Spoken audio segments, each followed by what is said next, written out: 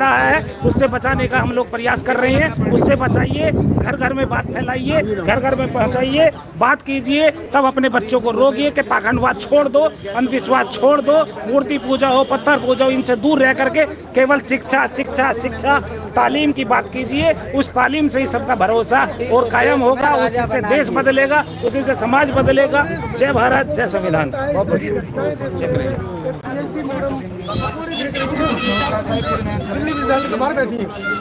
देखिए देश की कितनी बड़ी विडंबना है कि एक पीएचडी स्कॉलर जो कि दिल्ली यूनिवर्सिटी में प्रोफेसर भी है, और ये देश की राजधानी का मैं बात कर रही हूँ कि देश की राजधानी में दिल्ली यूनिवर्सिटी की प्रोफेसर जो कि एक दलित महिला है, उसको इस प्रकार से सरकार के द्वारा प्रताड़ित किया जा रहा है। जब पढ़े लिखे सशक्त लोगों को इस तरह से प्रताड़ित किया जा रहा है तो सोचिए कि गाँव देहात में क्या हालात होंगे।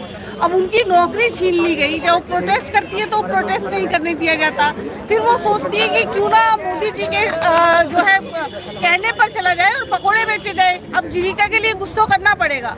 जब उन्होंने पकोड़े का ठेला लगाना चाहा तो उसको भी मोदी जी ने उखड़वा के फेंक दिया और उनसे मारपीट की गई। इस तरह की जो हरकतें हैं, ये लोकतंत्र में कोई एक फांसीवादी ताकत ही इस तरह की जो चीज़ों को अंजाम दे सकती है।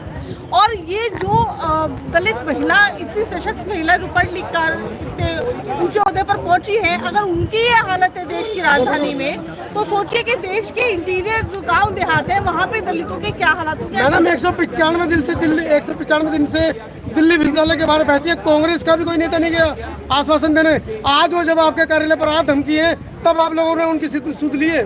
जी बिल्कुल, ऐसा बिल्कुल नहीं है। हमारा सपोर्ट जो है हमेशा, हम तो आवाज उठाने वाले हम लोग हैं।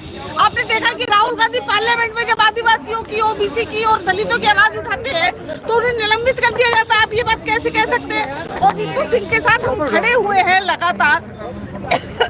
आगे भी कोई इस तरह की कोई घटना होगी तो कांग्रेस हमेशा खड़ी रहती है।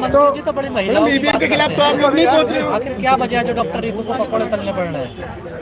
देखिए, प्रधानमंत्री जी केवल अपना और अपने दो मित्रों का विकास करना जानते हैं। केवल उन्हीं के, क्योंकि पढ़े लिखे नहीं है तो पढ़ाई लिखाई का शायद उनको महत्व भी इतना पता नहीं है। उनको पता नहीं है कि गांव देहात से जब एक लड़की कितना संघर्ष करके स्कूल कॉलेजों में पढ़ के और टॉप करके यहाँ तक पहुँचती है। दिल्ली यूनिवर्सिटी कोई छोटी मोटी चीज़ नहीं है।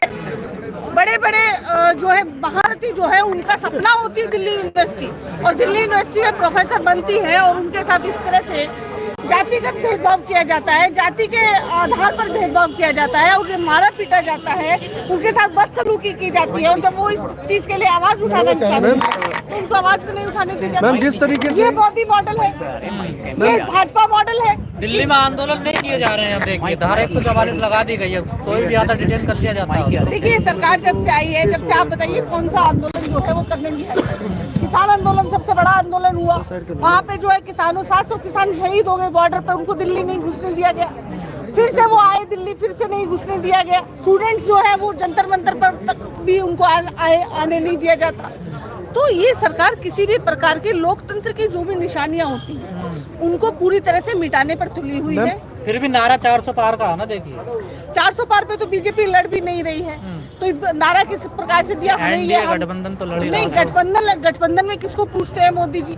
खुद के नेताओं को तो पूछते नहीं है। बड़े बड़े दो दिग्गज जिनके नेता है उनको तो साइड लाइन कर दिया, तो कहाँ गठबंधन को पूछते हैं? और अपनी बात करें ना, अपनी बात करें, हम कहते हैं कि ईडी हटा दीजिए, सीबीआई हटा दीजिए, और जो आपका पैसे का डंडा है वो हटा दीजिए, और फिर लेके आइए अब 40 पार करके दिखाइए। हम जानते हैं। आपने पैसे की बात करी, जो चुनावी चंदा है उसका हिसाब नहीं दे पा रही है एसबीआई। देखिए एसबीआई जो है पूरी तरह से इस समय जो है भाजपा की उंगलियों पर नाच रही है। और ये बड़े विडंबना की बात है कि एसबीआई जैसा बैंक, जिसके एक बटन के एक क्लिक पे सारा डाटा जो है वो आ जाना चाहिए, वो ये कहता है कि हमें 136 दिन चाहिए डाटा देने। ये पूरी तरह से लोकतंत्र को ध्वस्त करने की साजिश है। सामने चुनाव है और जैसा सुप्रीम कोर्ट का आदेश दिया जाता है तो ये लोकतंत्र के धज्जियां उड़ाने का काम एसबीआई और भाजपा कर रही है। सुप्रीम कोर्ट की आदेश की अवमानना करने का काम जो है ये भाजपा और बड़ा खेल हुआ है क्या चुनावी चंदे में? देखिए, आप ये सोचिए कि इस तरह से ही तो हर जिले में कार्यालय जो है भव्य कार्यालय नहीं बन जाते। आप एक कोठड़ी बना के देखिए, एक कमरा बना के देखिए, आपको कितने आपको पसीने आ जाएंगे।